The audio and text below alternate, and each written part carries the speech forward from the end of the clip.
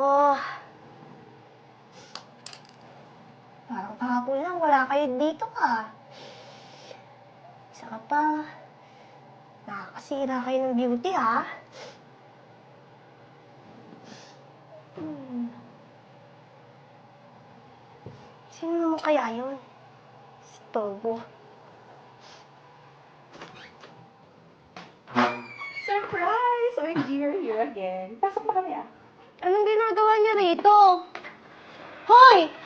Storbohin ka malamang.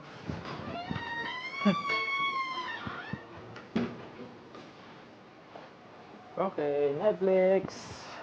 Naku, may mga manggugulo na naman dito. Nagutom na ako. Yan. Ano kaya food? Sana may Diyos naman. Dito na naman tong dalawang to. Maglalandian na naman. Wala namang ginawa dito.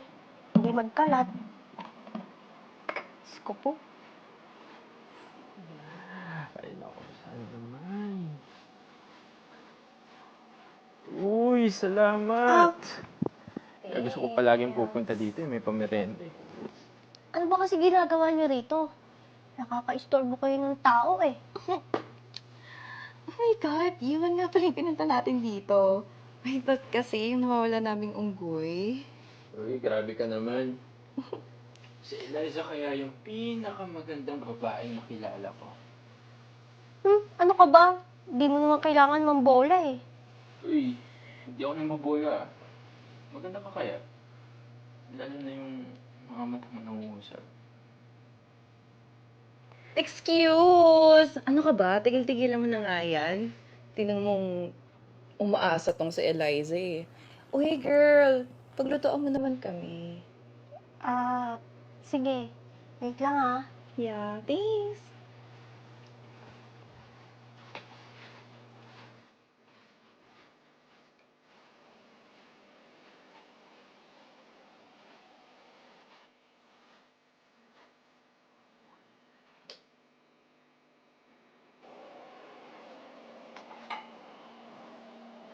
Maganda daw ako.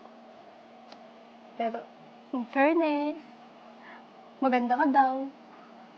Yung mata. Hindi ibig sabihin, may pag-asa kaming iyan. Wala! May, andyan ka pala. Narinig mo ako? Yeah, of course. Gusto mo si Ian? Yung best friend natin?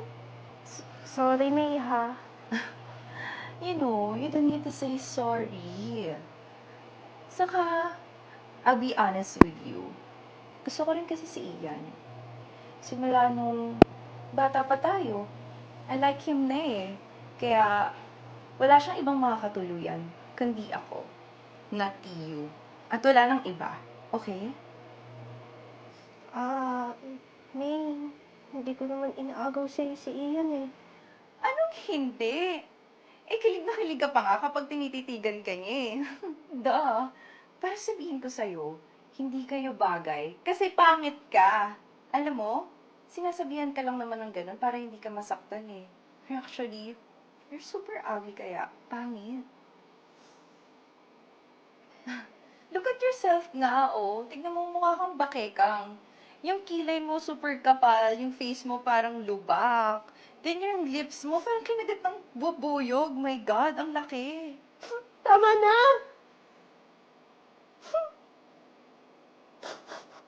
Bakit? Nasasaktan ka? Well, masasaktan ka talaga kasi yun yung katotohanan na masasaktan ka. And by the way, I'm just concerned about you, girl. Kasi hindi naman talaga kayo bagay. And gumising ka nga. Tignan mo, hindi ka naman papatulan ni Ian kasi pangit ka. Gosh.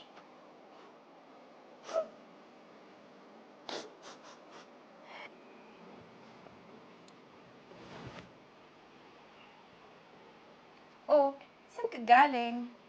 Sinagot ko yung tawag, Oh, ano? Luto na ba yung merienda?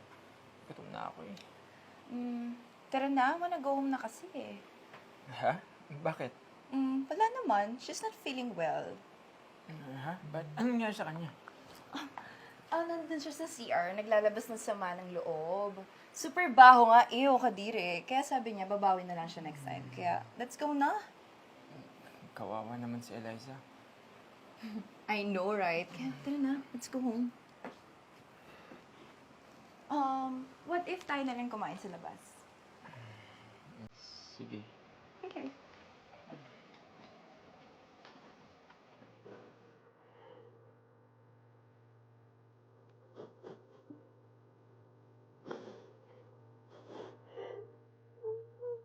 Bakit ba kasi ang pangit mo?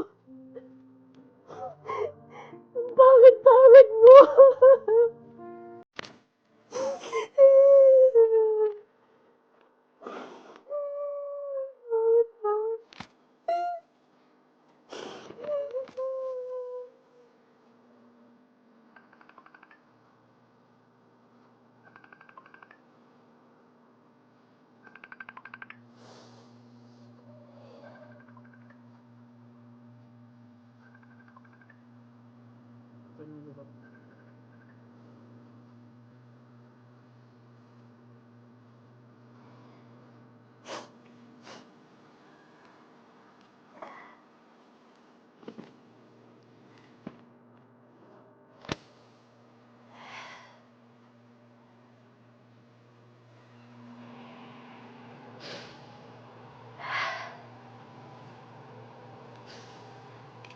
Sawang-sawa na ako maging pangit.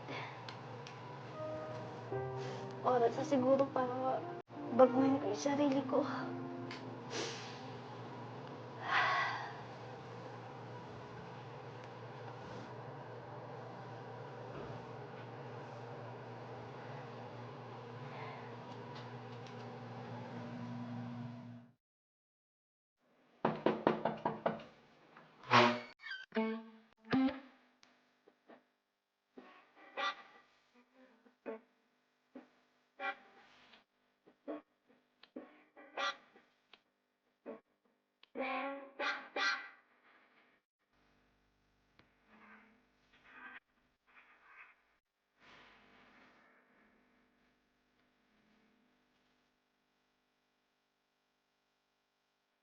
Eliza, ikaw ba yan? Yes! Bakit? Nagulat ko ba kayo? Teacher, ang ganda mo. So, sino mas maganda sa amin ngayon ni May? Joke lang! Hindi ka na, pasok na kayo.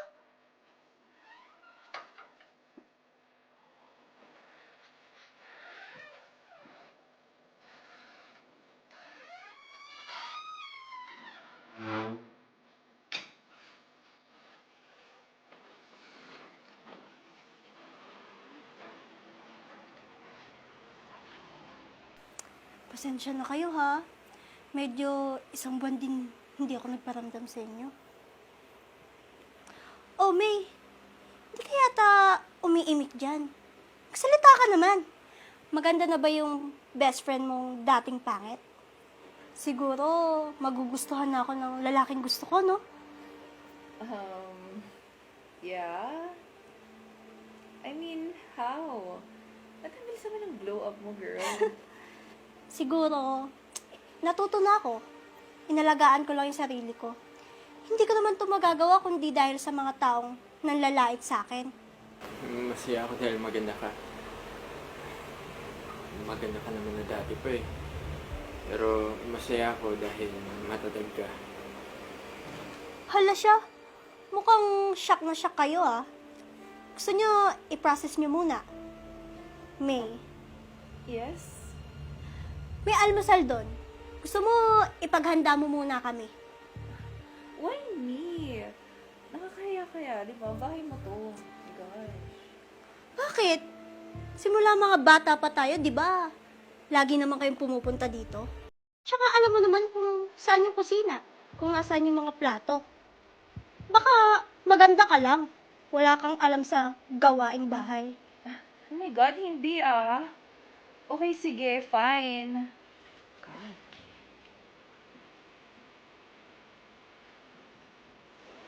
Eliza, hindi mo kailangan sabihin yun kay Louie. Ito naman, hindi ka naman ma-joke. Di ba dati, binibiro niyo ako na pangit ako. Sumababa yung loob ko.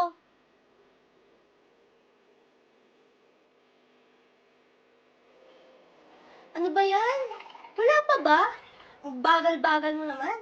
Gutom na kami. Dalian mo naman. Prangkahin mo nga ako, ha? Nananadya ka ba? Ha? Ako? Bakit? Anong ginawa ko sa'yo? Huwag ka na nga magmaang-maangan. Alam ko naman ako yung pinaparinggan mo, eh.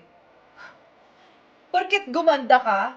Hoy, pues, sinasabi ko sa'yo, Na ano? Sige, sabihin mo sa akin ngayon na pangit ako. Baka gusto mong sirain ko yung pagmumukha mo. Alam mo, sawang-sawa na ako sa mga panlalait mo sa akin ngayon eh. Pero ngayon, na maganda na ako, na mas maganda pa sa'yo, ipapamukha ko sa'yo ngayon kung gaano ka kapangit. Anong nangyayari dito? iyan o. Sabi ni Eliza, sisirain daw niya yung mukha ko para hindi niya malamangan yung kagandahan niya. Talaga, Eliza? Sinabi mo yun? Hindi. Ano kasi iyan eh. Alam mo, kanina ko pa napapansin yung ugali mo eh. Kung ano yung kinaganda ng mukha mo, yun naman yung kinapangit ng ugali mo. Bakit? Ano ba nangyari sa'yo? Hindi ka naman ganyan dati ah.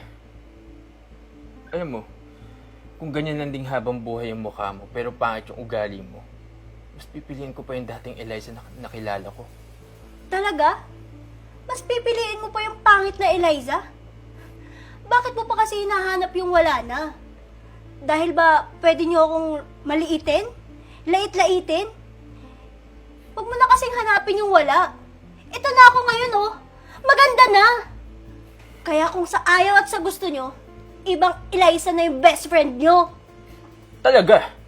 Mas pipiliin ko yung dating pangit na Eliza na sinasabi mo. Kasi alam mo, yung dating Eliza, mabait yun. Hindi yun mananakit ng mga taong malapit sa puso niya. Oo, lumanda ka nga. Pero sumama naman yung ugali mo. Kasing pangit na itsura mo noon! Ah, ganon. Talaga? Sasaktan mo si May?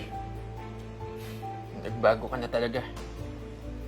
Hindi ikaw yung kaibigan na gusto namin. Total naman, nabago na yung dati namin best friend. Aalis na kami dito. Tara, May.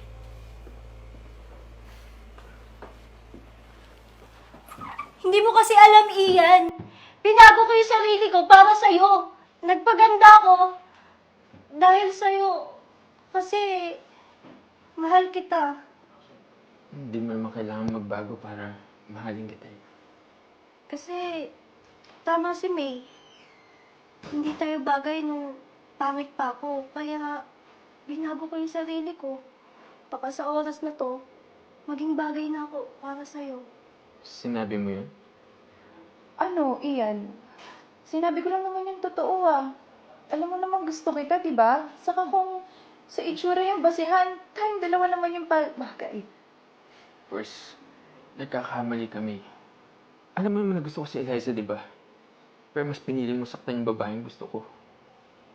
Ano? Hindi tama si May. Maganda ka naman eh, noon pa man. Kung may babaguhin ka man sa sarili mo, gusto ko, ibalik mo yung dating Eliza na kilala ko. Yung minahal ko. Mahal? Oo, dati pa kitang mahal. Hanggang ngayon, mahal pa rin. Paano mo naman ako naging mahal? Eh, ang pangit-pangit ko noon. Hindi ka pangit. Maganda ka. Ang ganda ng mga mata mo, ng ilong mo. Lahat sa mukha mo, maganda. Lalong-lalo na yung puso mo. Kaya please, huwag mo naman baguhin yung sarili mo para lang tanggapin ka ng lalaking mahal mo.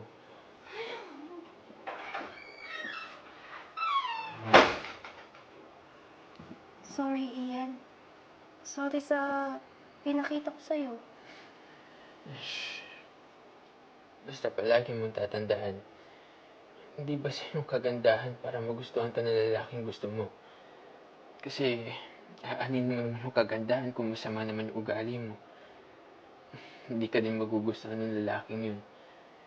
Alam mo ba kung ano yung mas mahalaga? Yung magandang kalooban.